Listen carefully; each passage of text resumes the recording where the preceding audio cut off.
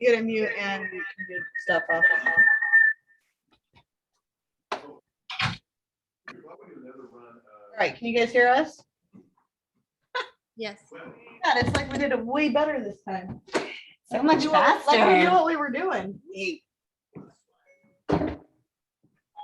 Got your stuff that I just moved out of the way. Oh, okay. All right, welcome. Oh, did you want to stop recording and then do a new recording? It's actually okay. I was able to custom. Oh, perfect. Okay.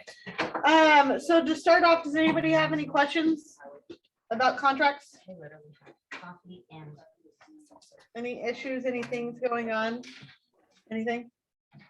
Well, I guess since Russ brought up 41C, that might be one to look at. Well, do you have questions about it? I've just never looked at it before, so I don't know. If we're just gonna go through the list, we'll get to it eventually, but Yeah, so, I mean, we can go over it real quick.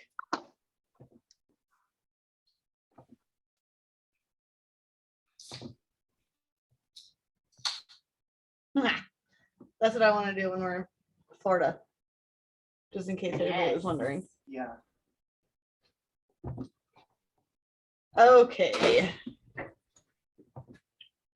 I always forget to close out of everything whenever I pop up everything, so everybody can always see what I'm looking at. What does Stephanie do?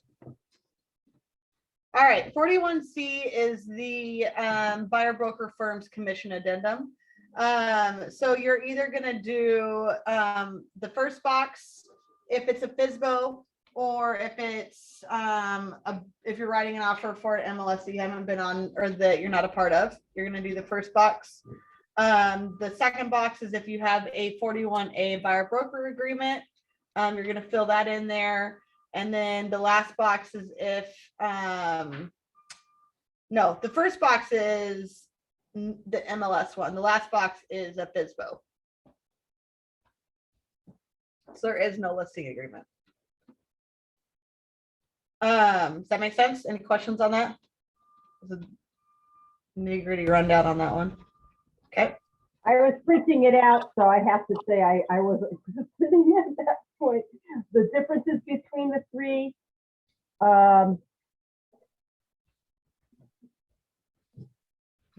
The first one is the if it's not on the MLS that you belong to. The second one is if you have a buyer's agency agreement, and the third one is if it's a FSBO. Okay.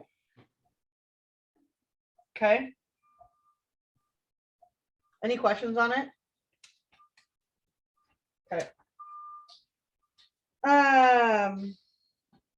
We talked about last week, we talked about the information verification period, right? So we don't have to really go over that one. This week, we were gonna go over the financing addendum. That's what we were gonna do.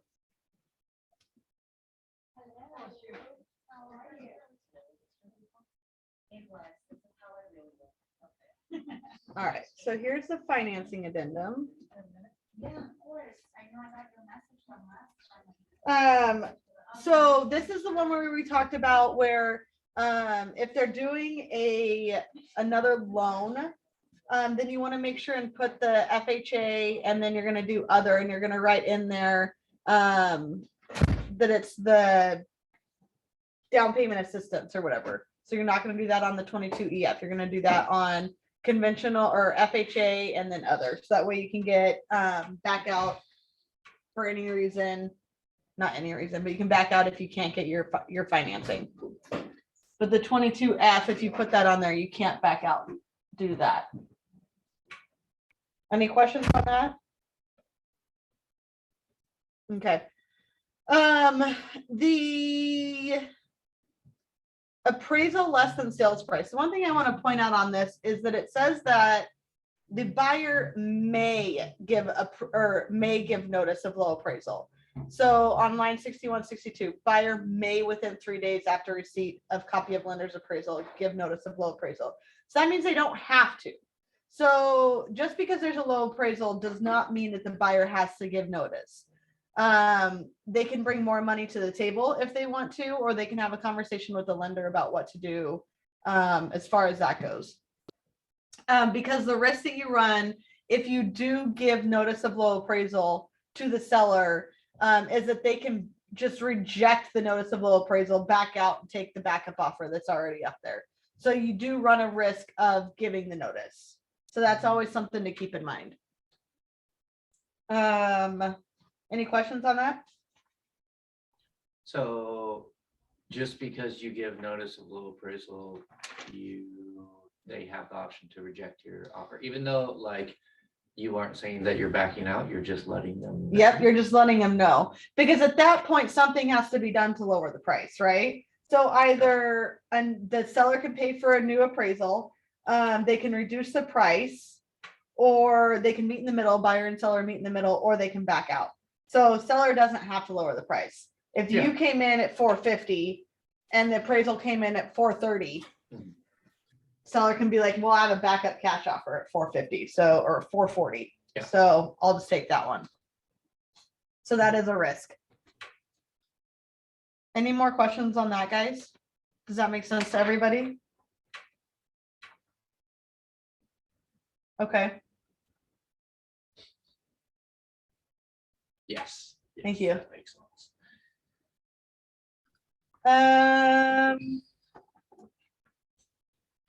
The other one that's been coming up lately, this isn't in my notes, but I'm just going to bring this up, is this number 2 here, the financing contingency, the seller's notice to perform. You guys, there's more and more listing agents that are following through on this right now. So they are sending out the notice to perform. So if you put that 21 days in there, then you need to be darn sure that your buyers are ready to go in that 21 days. So if you're just typing through and tabbing through and putting the default in there and your closing date's not for 60 days, you've just done your buyers a disservice, because they may not be able to get the appraisal and know for sure that they can get their financing within that 21 days. And if that seller sends over the notice to perform, and the buyers can't perform, then they just lost everything because of that. Yeah, So- I feel like very few people can get, if they need an appraisal and have financing, I feel like very few people can get that in 21 days. Right. So the idea of this is that you don't want to do it all the way to closing. If I'm a listing agent, I'm going to tell my seller not to accept it. So if you put 60 days and then you put 60 days on this one for closing and then notice to perform for 60 days, I'm going to tell my seller not to accept that, because it's your job as a buyer to talk to your lender, to get the paperwork to them, to get it done ASAP and not screw around. This is the only ramifications really that a seller has to make the buyer perform. So usually what you're going to want to do is a little bit less than that closing date. So if your closing date's 30 days, then that 21 days makes perfect sense, right? Because you still have that 9 days. More than likely that appraisal's already happened or is about to happen, or it's already happened and you just don't have the report yet. So then it's a conversation that you can have with the listing or with the lender to find out, hey, where are we? Do you feel confident about this? What's going on? And remember that the default is will not constitute waiver of the appraisal paragraph. So if you do put 21 days in there and your closing date's 30 days and the appraisal happened on day 19 and you don't have the appraisal back yet, but then the seller sends over this notice to perform, you can waive your financing, but that section that we just talked about down below is not waived. So this paragraph 5 will not be waived. So then if it does come back with a low appraisal, then you can, again, it's that may give notice of the low appraisal.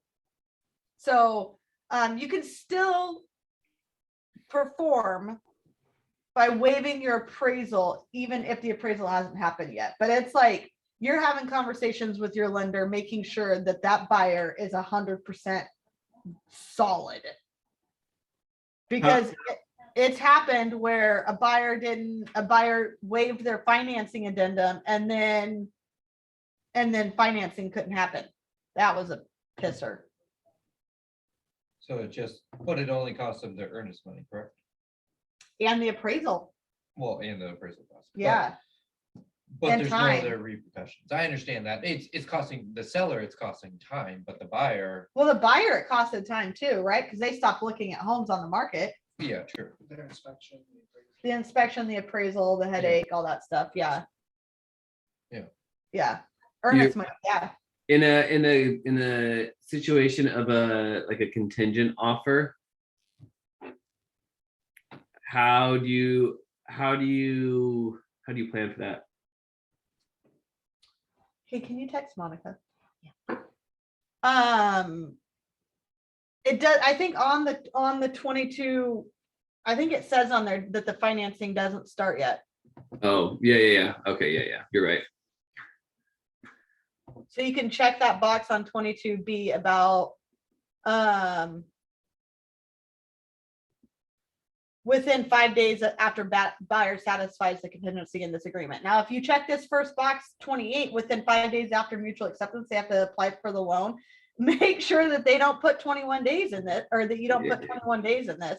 Make sure you're putting that 30, 45 day, putting that out there a little bit. So that way it gives you time to get the house sold and get that process going. Does that make sense to everybody? Do we have any questions about that? No? Dang.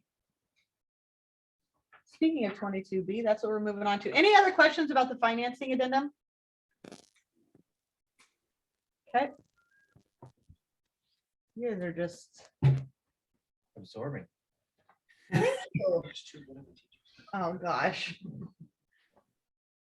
Yeah, exactly. It's just all the answers. Hey, they know everything. That means they can teach it, right? You can ask them a question.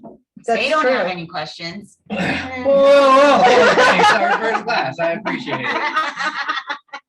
That is true. Remember on the 22B that the buyer, when you put this in here, and let's say, so I put an offer in on Ethan's listing with a 22B. Ethan accepts the listing or the offer. So we're contingent on my buyer selling their house. We put on the listing at day 5. Remember that whatever offers I receive, I cannot have my sellers, in this case, accept an offer that closes before 30 days, after 60 days, or is a contingent offer without the permission of Ethan's sellers.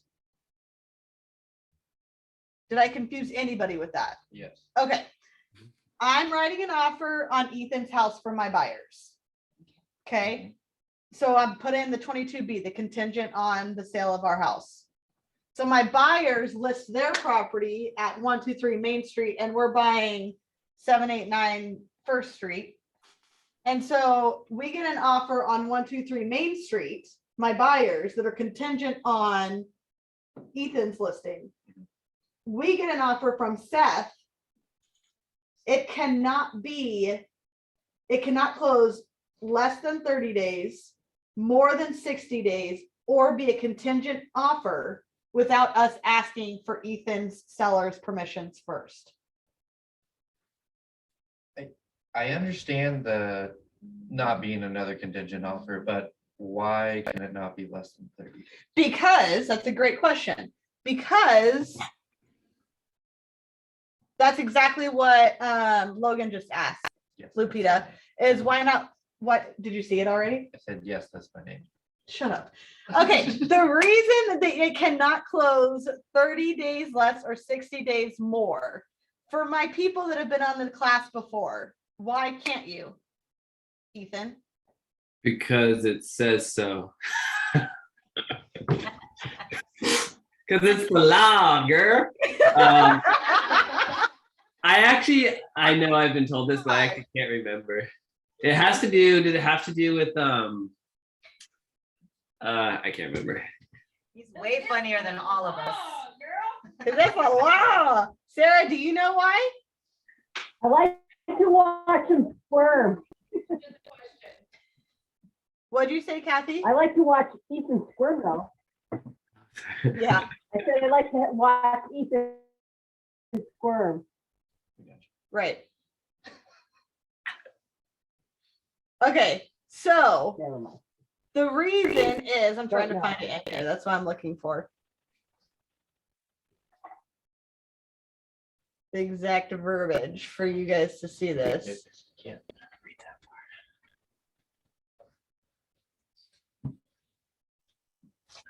that. You see it? Date less than 30 or 60 mutual. Well, yeah, it's settlement. on there, but But the reasoning, yeah, the reasoning.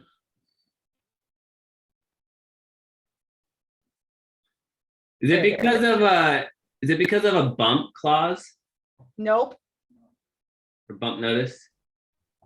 For this reason right here.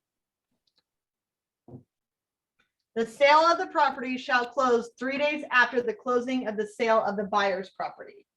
So Ethan agreed to accept our offer, right?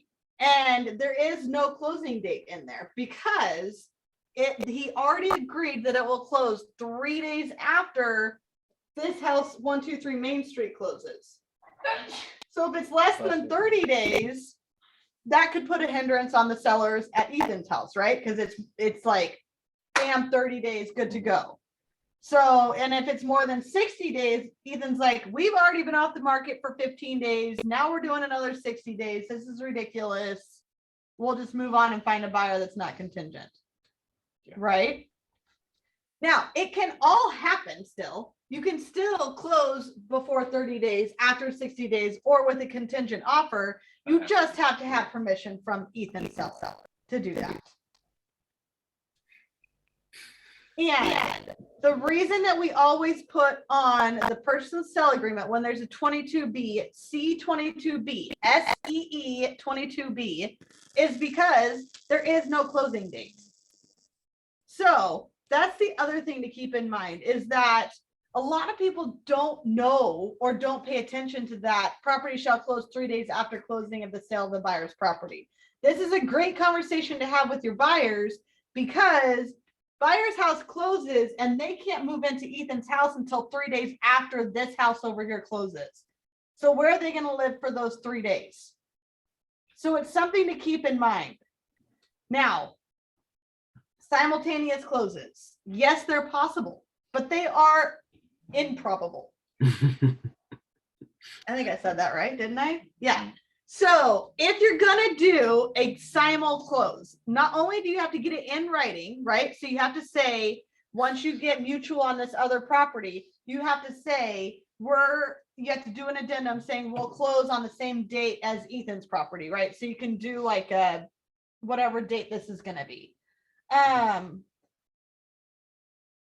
They stay in their RV at our property. Yeah, exactly, Monica. So what you can do is, if you don't want to do that and you want to do a simul close, you have to make sure that both properties and closings are happening at the same title company. If this is happening elsewhere, so in Seattle to here, it's not going to happen, because what has to happen is Seattle has to close first. They have to get their documents, their money, and send it to the title company here. I've even seen it where the people in town won't do it. So First American North Meridian, Central Washington to whatever. So they won't do it together, because it's not just as simple of wiring money. Because as most of you should all know, wiring money has to happen before what time? 2. The wire cutoff time, good job, Ethan. The wire cutoff time is 2. So, and some title companies won't accept the wire before that. So you have to make sure and chat with them too, because the federal cutoff is 2 o'clock. So you have to wire, so Seattle would have to wire their money to whatever the title company is here. It would have to get into the bank in time, marinate, and then they could distribute the funds. what do you mean marinate? It has to sit in their bank account for a hot minute. I think last time I talked to North Meridian, they said a day. But you just said that the money can't come in early, so how can it come in early and marinate? It can and come in be- early, but Oh. most places, they'll send their wires once a day. And then it has to go through the Fed has to approve it, and then it goes to wherever the final funding place is. Okay, I was confused because you said it has to be in by 2 o'clock. So and you, then so if said you're, that it if you have can't be in clients that there are gonna be early. wiring money, they have to do it before 2 o'clock. And most banks won't accept it at 2 o'clock because they only send it once a day. Oh, won't accept it at 2 o'clock. Got it. Yeah. Okay. So most banks, you want to make sure that you're in there noon or before. And then it won't get into wherever it's going until 2, 3, 4 o'clock. Does that make sense? Kind of. And So- if you're dealing with clients that are buying something over on the East Coast, then it gets even trickier and you push things out. Yeah, because then you have to. Because their bank's already closed and then they can't accept it that day. And so then it gets accepted the next day. Yeah.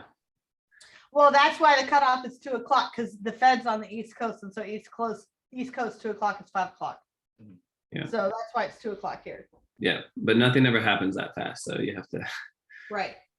So that's the only way to do a simul close, is if you make sure that everything's at the same title company. And even still, it can be it can be really difficult, because then you have to make sure the money is wired the day before, or the money's there the day before, to make sure it has time to proof and all that good stuff. Yeah, I had a terrible time with North Meridian on one of my last deals. It's that. And so what I always tell my buyers and sellers is, at the beginning, it's crazy, crazy, crazy, go, go, go, go, go. You got to do this, you got to do that, you got to do this.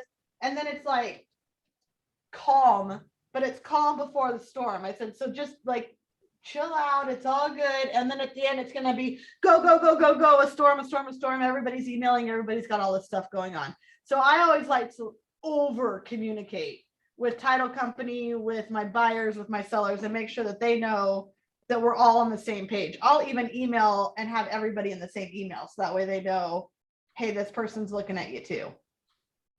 Any questions on that? Totally went off on a side tangent.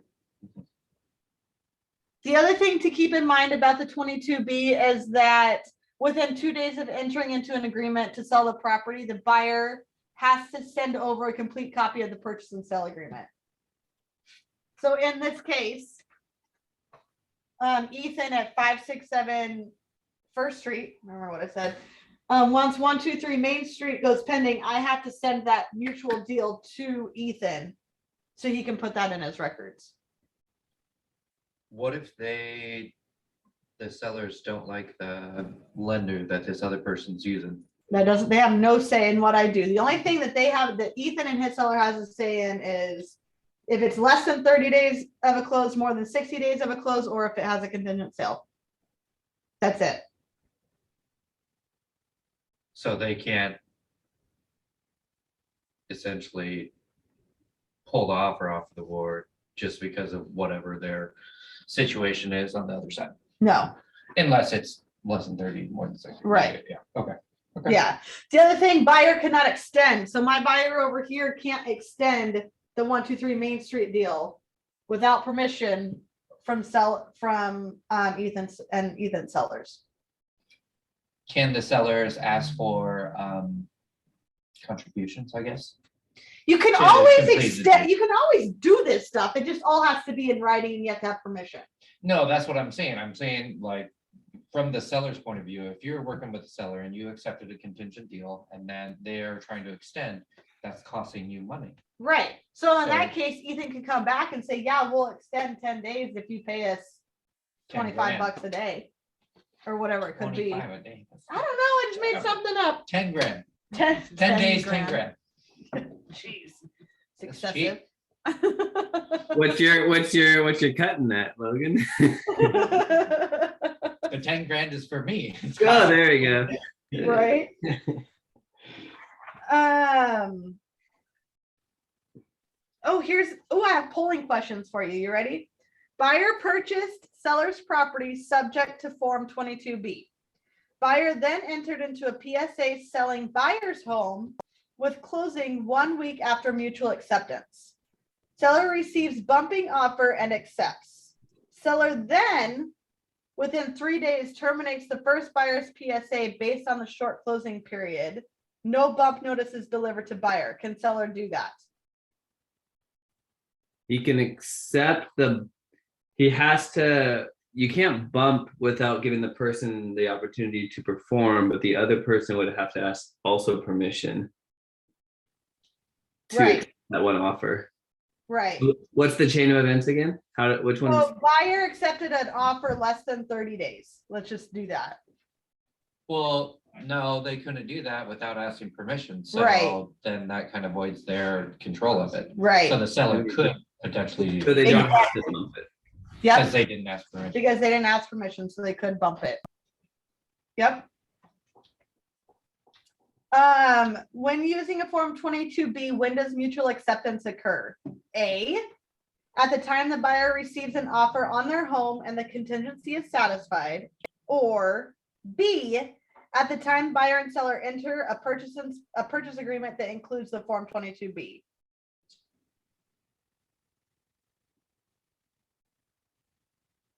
B, 2, Yeah. Why?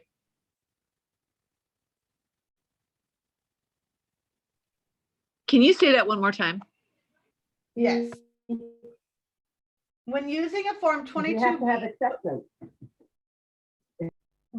when using Form 22B, when does mutual acceptance occur? A, at the time the buyer receives an offer on their home and the contingency is satisfied.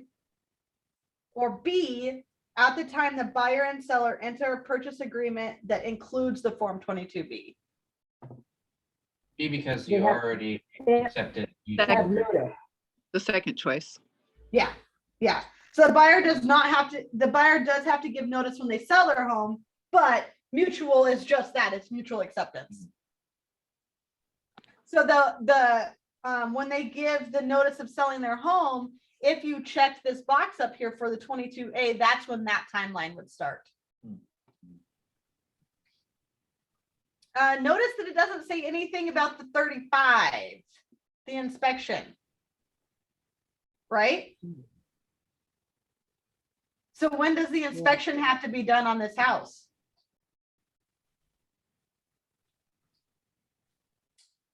Well, It it doesn't, would have it to be needs done to be, before you get a accepted contingent offer, because if you push it out, then you're gonna be late on your dates anyways, Right, because it has to be 3 days after, so. right. Can you Yeah. say that again? So if you do a 22B, all of the timelines start right at mutual acceptance as per the usual, except if you change the loan application date.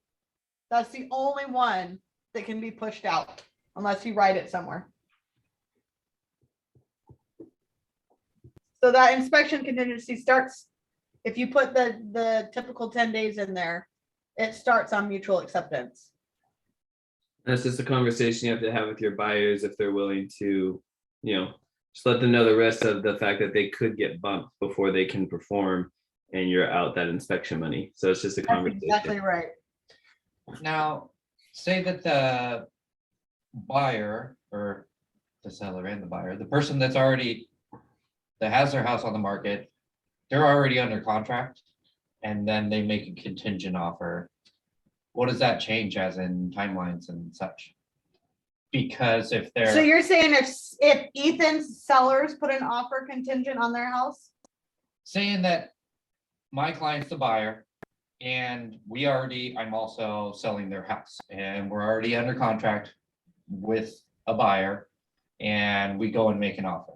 Yeah, So say that we're 15 days in and we're already closer, then as long as it's agreed upon by the other sellers, then we could close in a shorter timeline, correct? no. You're gonna use a 22Q. Because your house is pending. It's a pending offer.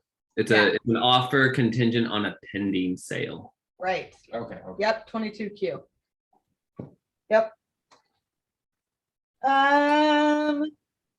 Oh, this was another one is, if the property remains on the market 5 days, or by the expiration of the contingency in paragraph 1, whichever is earlier.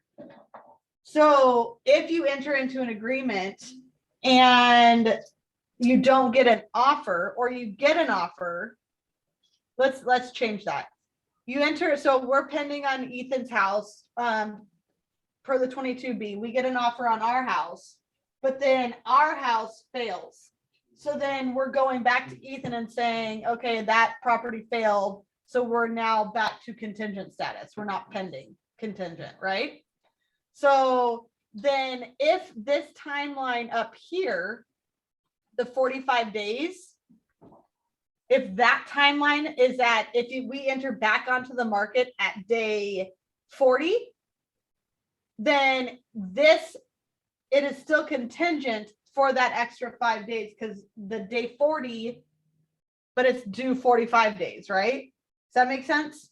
So if I had the offer over here on 123 Main Street, if we received an offer and let's say it fell through on day 45, then I can go back to Ethan. And then what happens if I go back to Ethan on day 45? You have to, Ask for an extension. Yeah, you either have to change it or can you start a new purchase and sale or agreement? start a new purchase and Yeah. sale agreement, because that 45 days is Yeah. over. Yeah. Now that's only if They this want it. falls through. Yeah. So if we put an offer on Ethan's house, we get and they accept it, we get an offer on 123 Main Street, and 123 Main Street is pending and we close, or we're close to closing, but let's say closing's at that 50-day mark, this doesn't go away just because of that. Yeah. Right? Does that make sense? So it's the property remains on the market is only if this deal falls through. Is it cleaner when that happens to just start a new PSA or to just amend the closing date? I think it just depends on what seller's gonna want to do, right? Like, I don't know if seller would want to stay on the market for 45 days. Yeah. So I think that's just a conversation to have with seller. If you have a 22B, do not then turn around, you get an offer, do not then turn around and use a 22Q. It completely negates each other. So, and once you get an offer on 22B, you just follow the same steps, you go through the same thing, and you send the pending offer over. Don't also send a 22Q over. Well, yeah, because the 22Q would be a starting point, not a. Exactly, not a middle point. Did you guys hear that? That's a good way to look at it. It's a starting point, not a middle point. Yeah. Oh, the waiver. So if the buyer's property fails to close and the buyer can then waive the pending or the contingent sale addendums. They would waive this addendum. If you waive this addendum, it waives all contingencies. So it's not, you're not just waiving the buyer sale of property contingency, you're waiving inspection, financing, title, whatever else you have in there. Does that make sense? As an agent representing the buyer, how could you see that as being positive? By waiving it? Sometimes you'll have buyers that enter into, I plugged this in and then I didn't plug it into my computer. Sometimes Yeah, you'll only have, if they have like a you'll have- big cash reserve. right, if you'll have buyers that are like, well, I'd rather not pull out of my 401k, but I can, I would Yeah. rather sell my house. I'd rather So then not they take could out do of my that. stocks and liquidate this, but yeah, Yep, so then they can do that. okay. Any more questions on 22B? No. But luckily it's recorded, so you can watch it from the beginning. What would happen? Say that your buyer, they get pending on their sale, but then they decide to be buyers and go purchase a new car, and then they don't fully qualify to purchase other home. That's a great question. That's going to depend on whether or not the lender is going to write you a letter saying that you can back out due to financing. And remember, in the financing addendum, the only way that you can technically back out is, where is that? I just read it somewhere.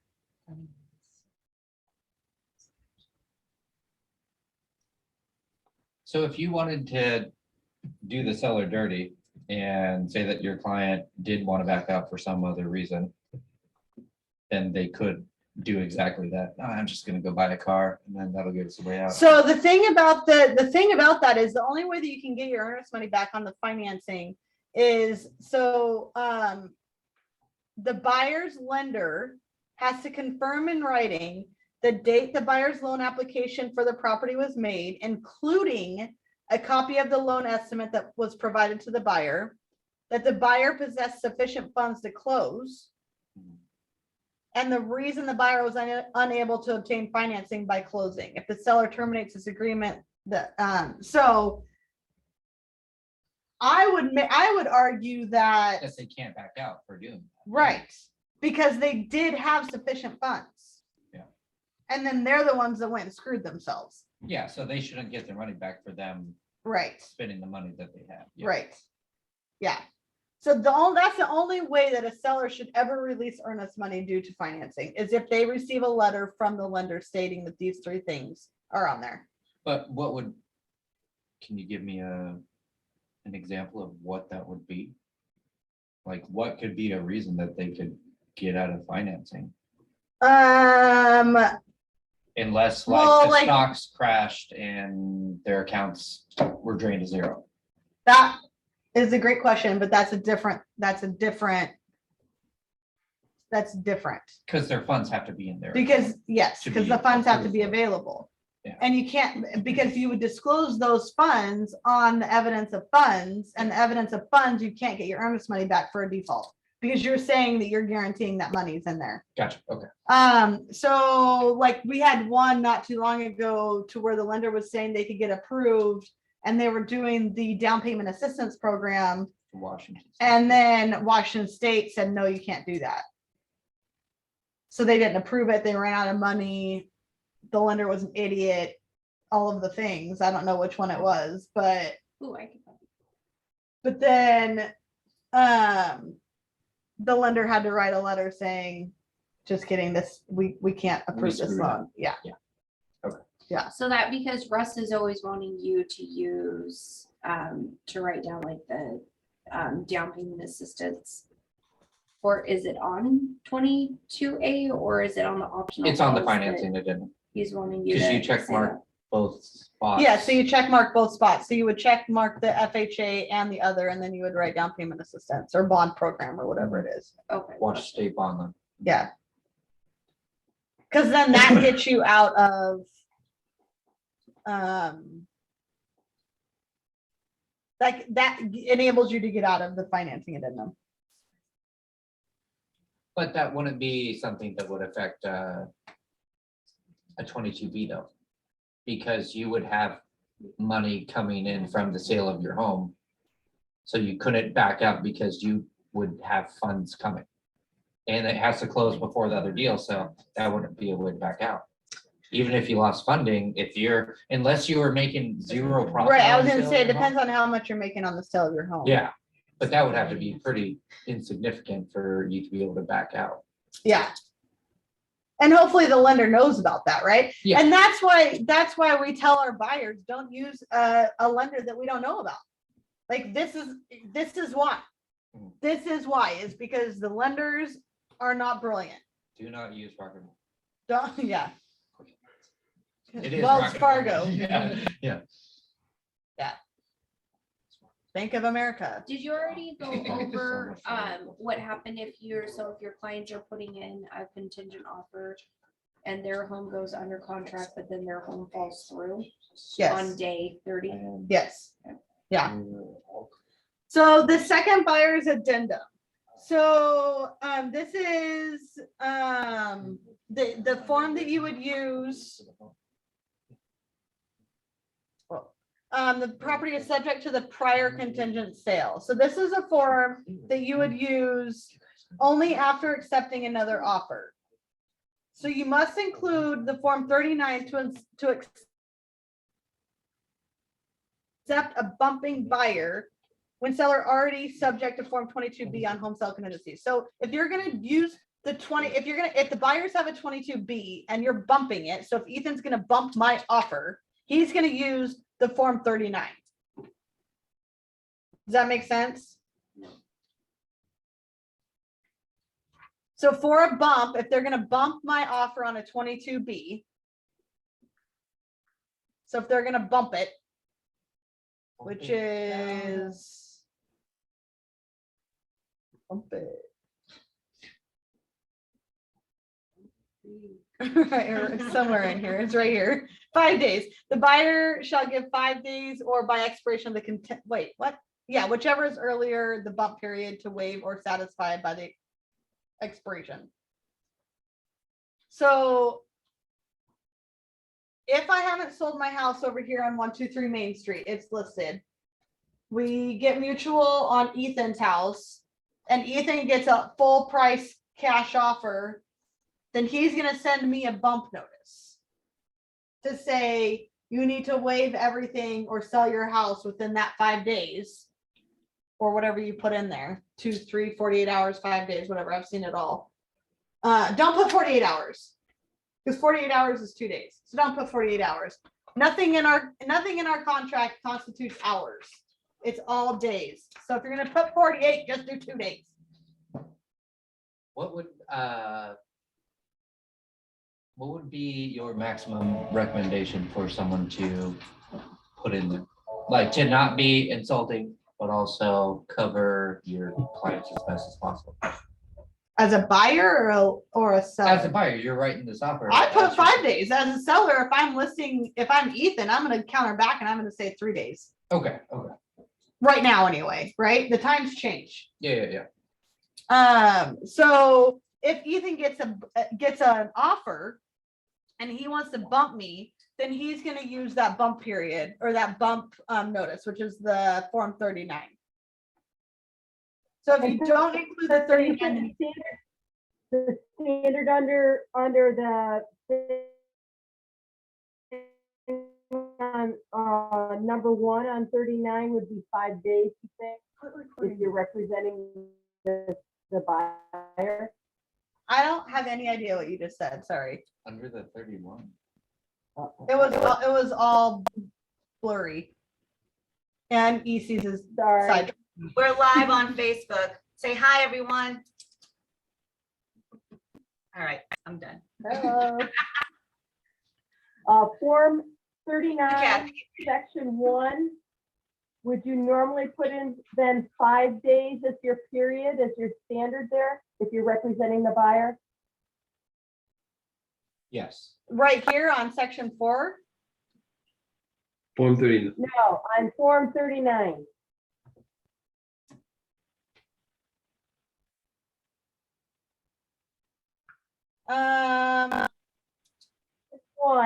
Section 1.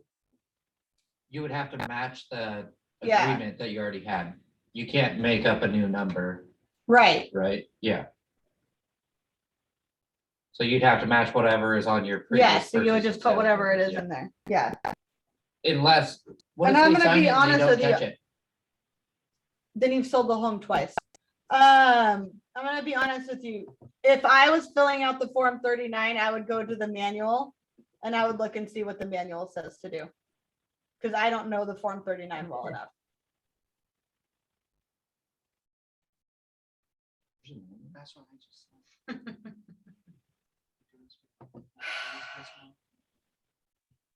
And I've gone over this so many times. Is it? Ethan's like, ugh, again, we have to hear this. On the forms over here, you guys, the best thing to know how to fill out a form and you don't know how to, you go over here to the manual. This is what I've gone over on the Form 36 because I always forget what order to put the counter offer in. It tells you exactly what order to put it in. So it tells you what the form is used for and what you fill it out for. So in this case, you're talking about the box of number 5 that you were asking about. Number 5 is the buyer's first buyer's name. Crap. Number 6 is what you were asking about. Number 6 Number is 6. the insert Yeah. the date by which the first buyer must enter into an agreement for the sale of the first buyer's property. This date is in paragraph 1 of Form 22B in the first purchase and sale agreement. So you're going to enter that date from right here.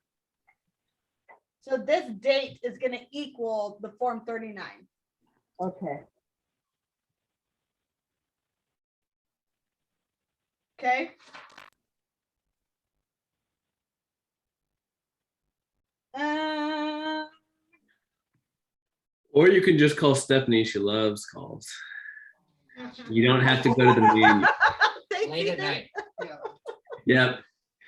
She doesn't go. Even to if bed. it's after midnight, she's kind of like she's like one of those Night owl. like what's it called? Oh yeah, like a help center. A help center. Yeah. On call 24 hours. or Jake from State Farm. Yeah, Jim. Say this already, Steph, but I forgot what you said that The on form the manual. 22B right here, that if not filled in 45 days, the sold date, that is under contract or that is closed. Under contract. Okay. It's the weird verbiage for these ones that the sale date is actually just under contract. Right. 22Q. Let's go with that. Tell me what that is again, Ethan. The 22Q, Yeah. it's a pending offer Yeah. or So this sale. one's a lot easier, the 22Q. So it's if that offer's pending, right? So it's what we were talking about earlier, that if 123 Main Street is already pending, I have an offer on it, and then I go put an offer on Ethan's house at 456 First Street. Then I'm going to use the 22Q. And I'm going to enter the information in here, and I'm going to put the pending sale dated. So this date right here is the date of this purchase and sale agreement over here that we got on 123 Main Street. Okay, and it's not the mutual date. It's the purchase and sale agreement dated. So it's this date right here. So it's the top of the date, or it's the date at the top of the purchase and sale agreement for 123 Main Street. Okay, does that make sense? And you have to include the purchase and sale agreement. When I send it over to Ethan with the 22Q in it, part of my offer is going to be this offer or this mutual acceptance. It has to be included. Now, and that's the complete offer. You don't leave anything out. Don't leave anything out. I mean, you can leave out the law of agency because you're not supposed to include that, right? What other forms would you leave out? Ooh, this is a good question. Wire fraud. That's right. You wouldn't include that. So Seth just asked, why would you not include the law of agency? Why would I not? Come on. It's not I relevant for them. know, Why isn't it relevant? not an agreement between the buyer and the seller. Yes. Thank you, Kathy. So the only thing that you include, so even when you're writing an offer, so if I'm writing a regular offer to Sarah on her listing, I'm not going, the only thing I'm going to include is anything that's between the buyer and the seller. So I'm only including Form 21, 22A, 22D, 35, that stuff. I'm not even including in the purchase and sale agreement, the Form 17. Because that's a disclosure. So when I send my offer to Sarah, I'm going to say, Sarah, here's an offer from my buyers. It includes blah, blah, blah, blah, blah. I look forward to working with you. Attached is my offer or my buyer's offer along with the seller's disclosure and anything else that you're going to include. Yes. That is terrible, because then I now have to ask you to send me the Form 17 so that I can close out through command. You didn't even hear what I said, because I said I'm including in my offer to you this offer along with the Form 17. You said, You're not including, this is the thing, you're not including it in the same PDF. Separate. You're or- including it as a different PDF in the same email. okay. So I'm I was all like, attaching thanks. I the appreciate purchase it. and sale agreement and I'm attaching the Form 17. Okay. But they're not all together in one.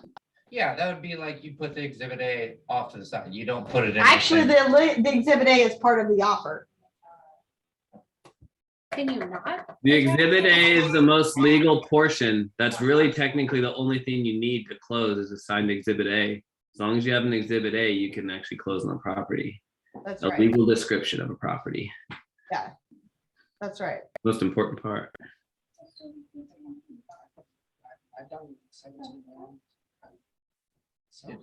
She's saying it just can't be within the same PDF, but that's how I did it because then they signed the That's what I'm asking. 17th. So the reason is But the seller's because already signed it's it. not a deal. It's not something that's between the buyer and the seller. It's not something that's in negotiation. Yeah. It's, Well, it's, technically. no, it's not. It's not something that's in negotiation. It's a disclosure. Because technically, the Form 17 doesn't have to be turned in to the seller or reviewed by the buyer until 5 days after mutual acceptance. So I could send my offer to Sarah, and if Sarah is a crappy listing agent and didn't upload the Form 17, she's gonna have to send that to me. And then my buyers are gonna have Sarah, to. you crappy listing agent. Not a crappy listing agent. I said if she was, then she would have to send it to me to send to my buyers to review, and then I'd have to get it sent back to Sarah. So that way it's part of her so that way it's part of her file. Isn't there your rule that like you have to send it to the buyer's agent regardless of whether or not you have it input as a supplemental document? Did you guys hear that question? Say that louder. Isn't it a new rule? Louder. Isn't it a new rule that you have to send it to the buyer's agent still, the Form 17, even if it is attached as a document in the supplemental docs on the MLS? I'm pretty sure I remember hearing. Yeah, because it has to technically be delivered, correct? Yeah, you have to deliver it to. What if I wrote an offer on your deal and I did like I just said I did, I did the purchase and sale agreement and I said also included as a seller disclosure. Then that assumes that you've already had it delivered. to you. Correct. So you have to send it. Right. Just uploading something on the MLS does not constitute delivery. What constitutes delivery? Acknowledgement of receipt. The acknowledgement of the receipt of it. Or Hand delivering it? hand delivering it? I was like, is this a trick question? Sending it to Let's the go. office. If you email it to the listing agent or to the buyer's agent and their office, on the right? office. So if I don't include the seller disclosure and Seth emails me the seller disclosure and only me and not office at KWNCW, and I don't acknowledge receipt, then they are in default because they didn't send it to the proper people.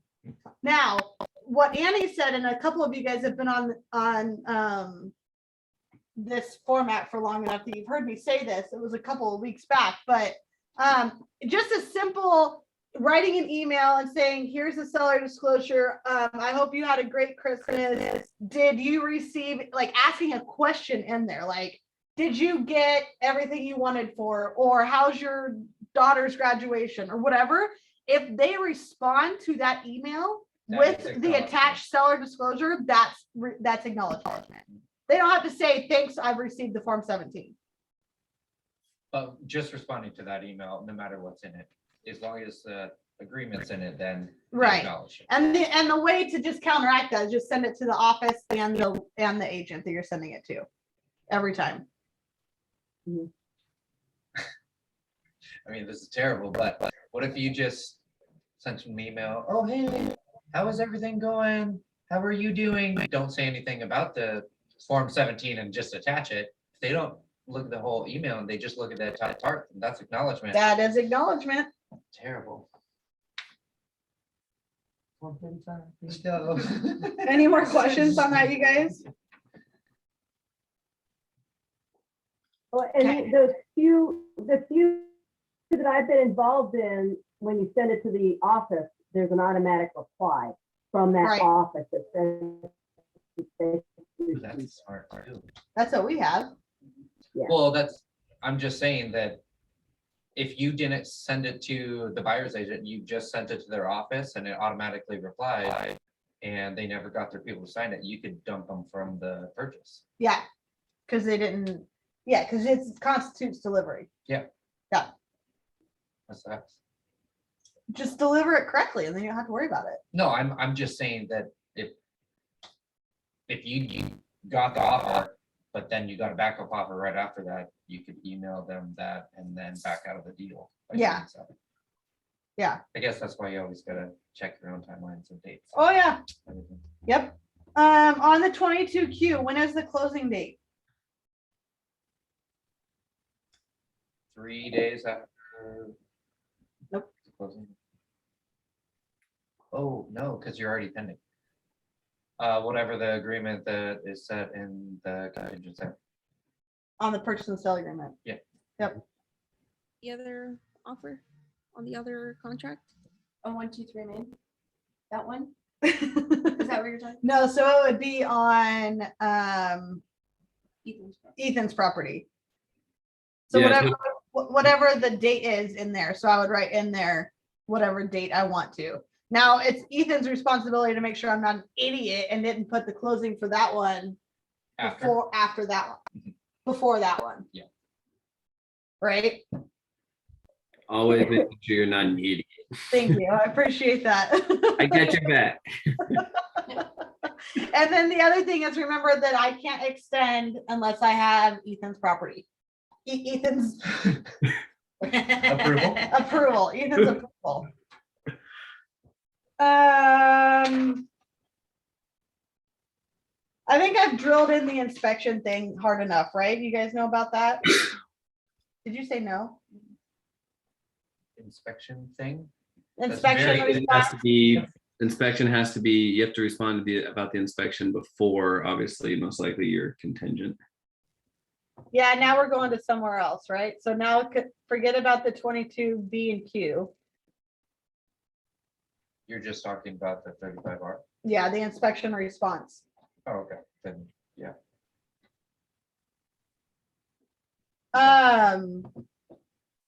What can I not include with my inspection response? The inspection report. Unless it's something else. Can I include like a 2 pages of the inspection report? Depending on what it is. If That's it's not what right. you want fixed, if it's what you want fixed. No, No, it's only. no. No, you Say can't. that louder. Only if the What's seller the requests difference in the seller? say what you want to have fixed, but if the seller requests for the specific items in the inspection report, then you send it to the seller. Did you guys hear that? I think Kyle was on that right Yeah. page too. Kyle, can you say Yeah. that since Seth doesn't talk loud enough? Sorry. That's okay. So you need to have permission from the seller How do To- I get permission from the seller? in writing. In what way? What would you elaborate? Um, Like an email, a letter, in writing something documentable and that you can reference? 35C. Okay, there's a form for that. There's a form for that. That's my favorite wording. There's a form for that. So either on the 35, whenever you write the offer, if you know that your seller is going to want information from it, then they can check that box on the 35. Buyers, when you write your offer, buyer's agents, you never, ever, ever, ever, ever click one of these boxes. The seller checks it, right? So this is the seller's consent. This is the exact verbiage that's on the 35C. So either I write my offer to Ethan, and I don't fill this out as a buyer's agent, right? Sellers can say, we want to see anything and they can check it here. It's not a counter offer if they check it. If he doesn't check it and I do a 35R and I send him over stuff and I say, we want ABC 1, 2, 3 fixed. Ethan comes back and says, can we please see the specific pages on that report? I say, yes, but I need to see the 35C and I need to have it signed by the seller. Okay, or I'll even send that form back over in my offer, or in my response to Ethan saying, yep, as soon as I get this signed from your buyers or from your sellers. Now, what's the only time I can send anything in the report to the sellers without having this 35C signed? A recommendation if we're asking something to be fixed. Nope. The recommendation to have a contract with them, look at the company. Or like, review something further. Or an extension. There you are. Yeah, yeah. So additional inspections. Oh, yeah. Yeah, that's what you're looking for. So for additional inspections. So if I send it over and I say I need additional inspections because it came back and electrical is all out of place and we want an electrician to come in. You only include that little tiny section on the inspection report that says inspector recommends further review from an electrician. That's it. Do not include that entire page, because once you include that Picture. entire page where it You're says the voiding it. crap that's wrong with it, you've just waived your inspection contingency for your buyers. Yes, Ethan. So I in this last fall, that one deal in Cashmere that I had, with the fun brokerage. So when I sent the one spot for the additional inspections, which has worked, dozen plus 20 other times, the gal's response to me was, that's not enough. How do I know that's not just a blurb that anybody wrote up? I need to see like the front page of like the inspection report or something like that, like the cover page or something of that nature. So I would do that. I would include the cover page from whoever your preferred inspector is, or whoever did the inspection, if they're going to be silly about it. And then only include that page 5 where it says, or whatever the page is, that says, Redact Well, the you can rest. black everything out. probably. Yeah, redact the rest. Yeah, I ended up doing that, but it was just weird because I'd never had that before, and I was super nervous about because of them, I thought they were trying to like trap us. So like it was just weird. well, you can do that This first is not a page. blurb. So the thing that I like to use is it's called on for those of us that don't have Apple computers, the Snipping Tool. Yes. So you can look at that and just type in the search box and find Snipping Tool, and then you literally just click on it. I already just snipped one. Control or shift.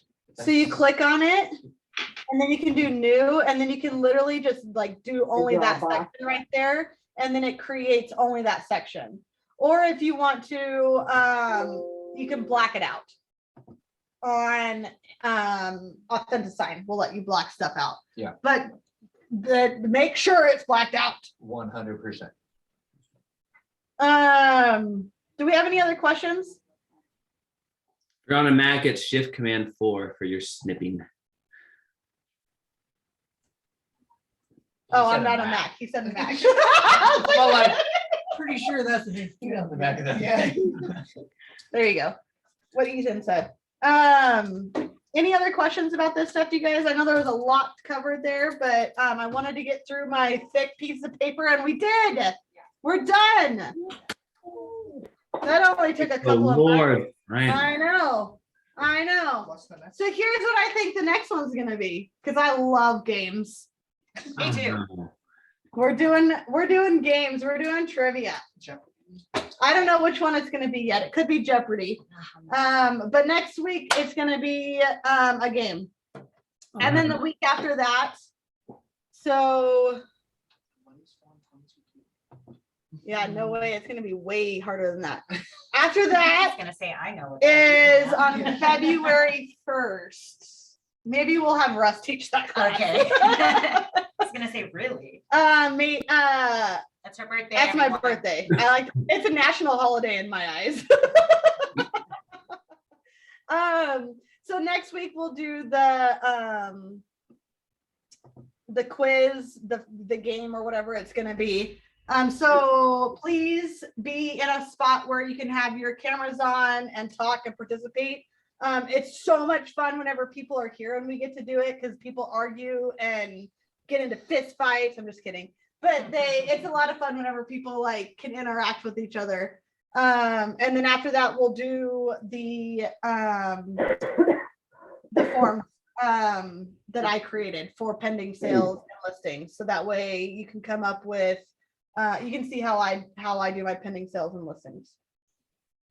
I know a couple of you guys have asked for that. So I think that that's all I have for you guys now. Do you guys have any parting questions that came up that you want to know about?